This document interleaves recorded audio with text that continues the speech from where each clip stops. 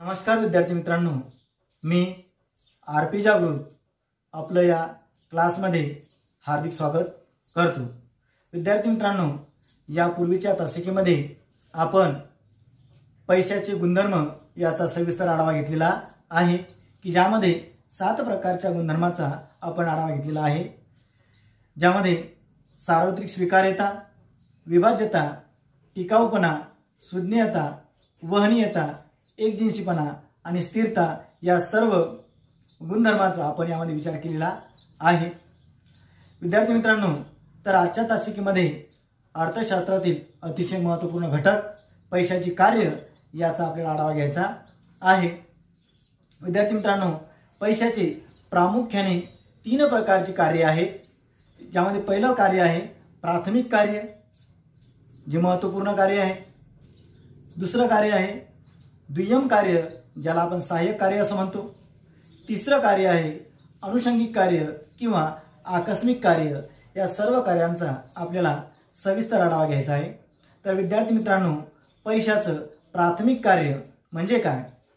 तर पैसा ज्या उद्देशाने किंवा ज्या हेतूने अस्तित्वात आला किंवा निर्माण झाला, तो हेतू, तो उद्देश ज्या कार्यामुळे पूर्ण होतो त्या कार्याला प्राथमिक कार्य असे म्हणतात। यामध्ये प्रामुख्याने पैशाची निर्मिती 2 कार्यासाठी झालेली आहे, म्हणजे वस्तू मिळण्यातील अडचणी सोडवण्यासाठी आणि वस्तूचं मूल्य मापन करण्यासाठी। या 2 कार्यासाठी पैशाची निर्मिती झालेली आहे, म्हणून या 2 कार्याला प्राथमिक कार्य किंवा प्रमुख कार्य म्हणून ओळखलं जातं। पैशाचं पहिलं जे कार्य आहे ते आहे विनिमय माध्यम। वस्तू विनिमयामध्ये खूप साऱ्या अडचणी होत्या, खरेदी विक्री करण्यात अडचणी येत होत्या, वस्तूचं मूल्य ठरवण्यात अडचणी येत होत्या, सर्वांना मान्य होईल अशी वस्तू पैसा म्हणून पाहिजे होती। म्हणून टप्प्याटप्प्याने उत्क्रांतीमध्ये वर्तमानकालीन पैशाची निर्मिती झालेली आहे। म्हणून विनिमय माध्यम हे पैशाचं प्रमुख कार्य आहे की ज्याच्यामुळे वस्तूची खरेदी विक्री सहजरित्या होते आणि वस्तू मिळण्यातील अडचणी दूर होतात। म्हणून वस्तू मिळण्यातील अडचणी दूर करण्यासाठी पैशाची निर्मिती झालेली आहे। म्हणून पैशाचं प्रमुख आणि प्रधान कार्य काय असेल तर ते वस्तू विनिमय म्हणून किंवा विनिमय माध्यम म्हणून कार्य करणे होय। आणि पैशानं चांगल्या प्रकारे कार्य केलेलं आहे आणि आज रोजी वस्तूपेक्षाही महत्त्व पैशालाच आलेलं दिसतं। तसं मानवी उपभोग पूर्ण करण्यासाठी वस्तू महत्त्वाच्या असतात, परंतु या वस्तू मिळवण्यासाठी लोकांना पैसा हवा असतो। त्यामुळेच पैशाला जास्त महत्त्व निर्माण झालेलं आहे की पैशाच्या वापरातून आपल्याला हवी ती वस्तू सहजरित्या खरेदी करता येते। म्हणून विनिमयाचं माध्यम म्हणून पैसा हे महत्त्वपूर्ण कार्य करत आहे। आणि दुसरं पैशाचं जे कार्य आहे ते आहे मूल्य मापन करणे किंवा हिशोबाचं परिमाण म्हणून कार्य करणे। हे पैशाचं दुसरं कार्य आहे की कोणत्याही वस्तूचं मूल्य हे पैशात व्यक्त केल्याशिवाय त्याची खरेदी विक्री किंवा त्याचा विनिमय होऊ शकत नाही। म्हणून वेगवेगळ्या प्रकारच्या वस्तूचं मूल्यमापन हे पैशाद्वारेच केलं जातं।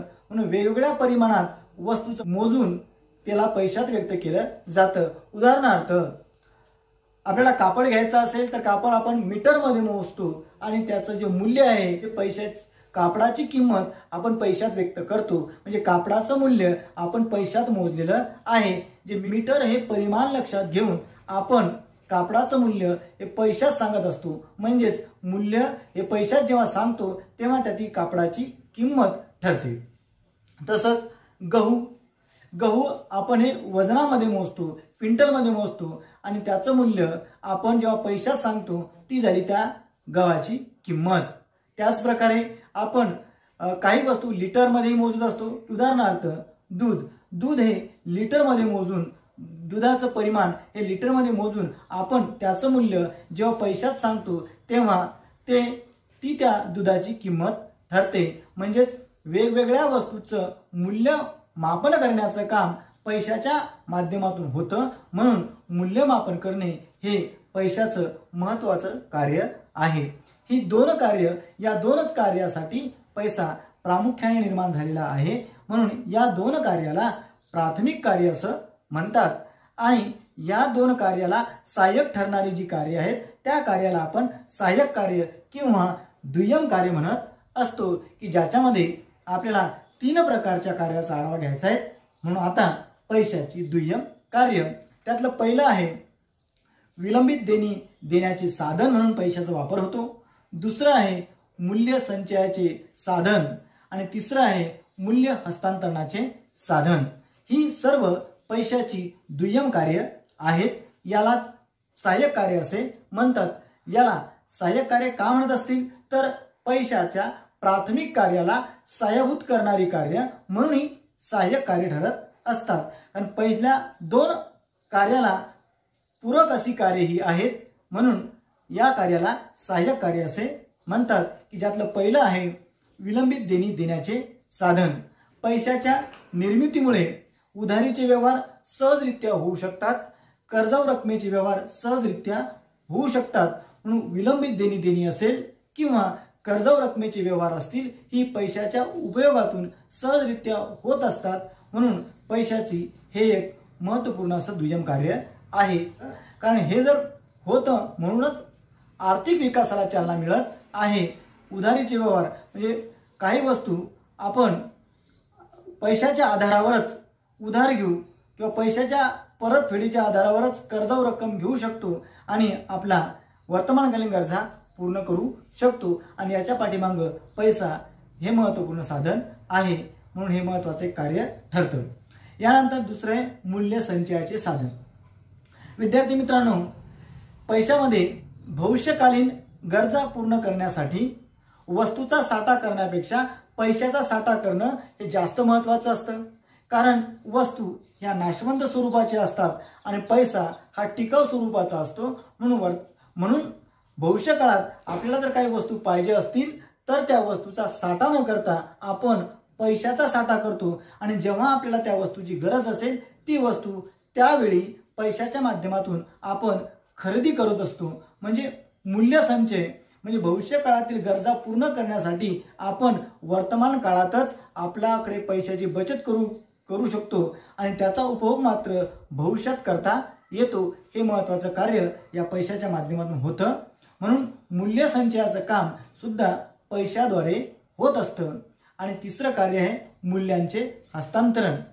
विद्यार्थी मित्रांनो, कोणतीही संपत्ती एका ठिकाणाहून दुसऱ्या ठिकाणी सहजरित्या नेता येते कारण पैसा.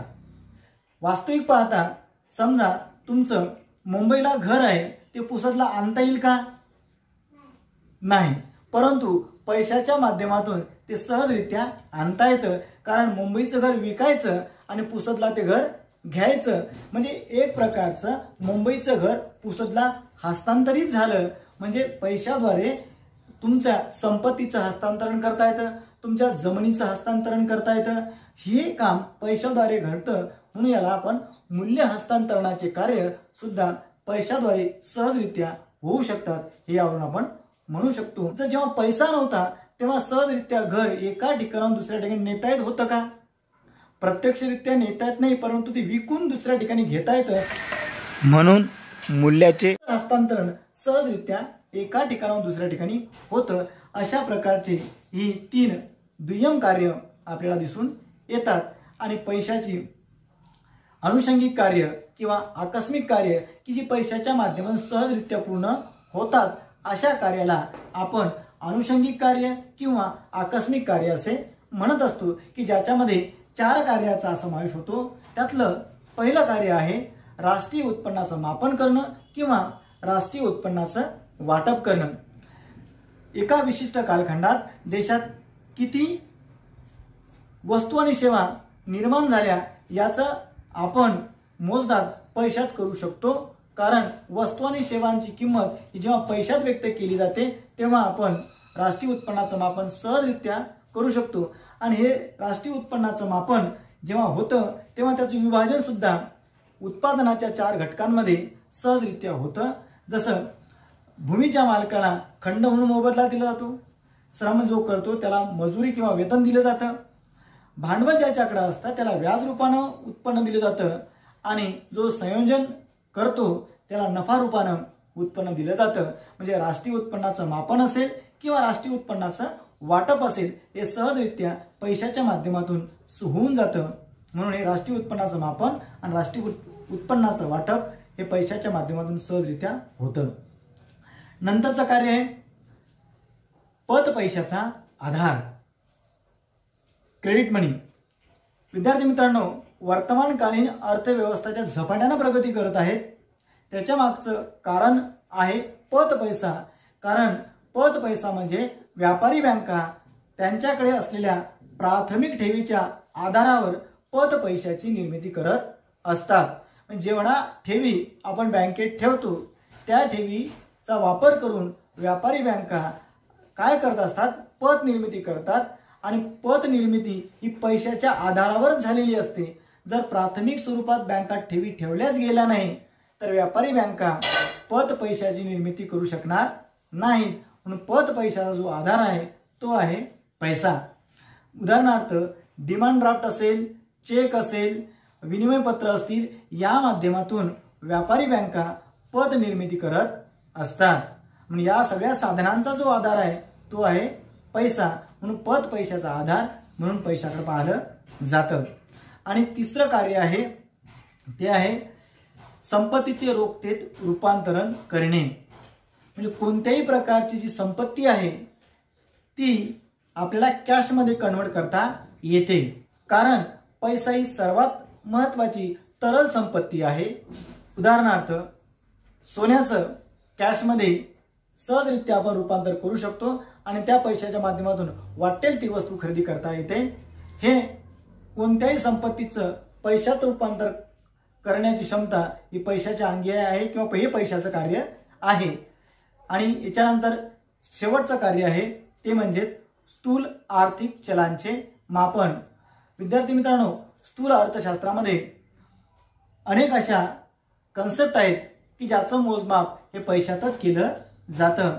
स्थूल अर्थशास्त्राच्या संकल्पनाचं मापन हे कशात केलं जातं तर ते केलं जातं पैशात। म्हणजे एकूण बचत ही पैशातच सांगितली जाते, एकूण गुंतवणूक ही सुद्धा पैशात सांगितली जाते। म्हणजे सर्व स्थूल संकल्पनाचं विश्लेषण किंवा सर्व स्थूल संकल्पनाचा अभ्यास करण्याचा जो आधार आहे तो आहे पैसा। म्हणून पैशाच्या माध्यमातून सर्व स्थूल अर्थशास्त्रीय संकल्पनाचं मोजमाप केलं जातं। तसेच पैशामुळे शासनाला किती कर गोळा झाला आणि त्या कराचं जनकल्याणासाठी कसा वापर होणार आहे, म्हणजे अर्थसंकल्प हा सुद्धा पैशाच्या अनुषंगानेच आपल्या समोर मांडला जातो। म्हणजे सर्व प्रकारच्या स्थूल अर्थशास्त्रीय संकल्पनांचा अभ्यास हा पैशाच्या अनुषंगानेच केला जातो। ही सर्व पैशाची अनुषंगिक कार्य ठरतात। आणि विद्यार्थी मित्रांनो, दुसऱ्या प्रकरणातील आणखीन एक महत्त्वपूर्ण घटक आहे तो म्हणजे ब्लॅक मनी, काळा पैसा। काळा पैसा हा कर चुकवेगिरी करून कमावलेला पैसा असतो।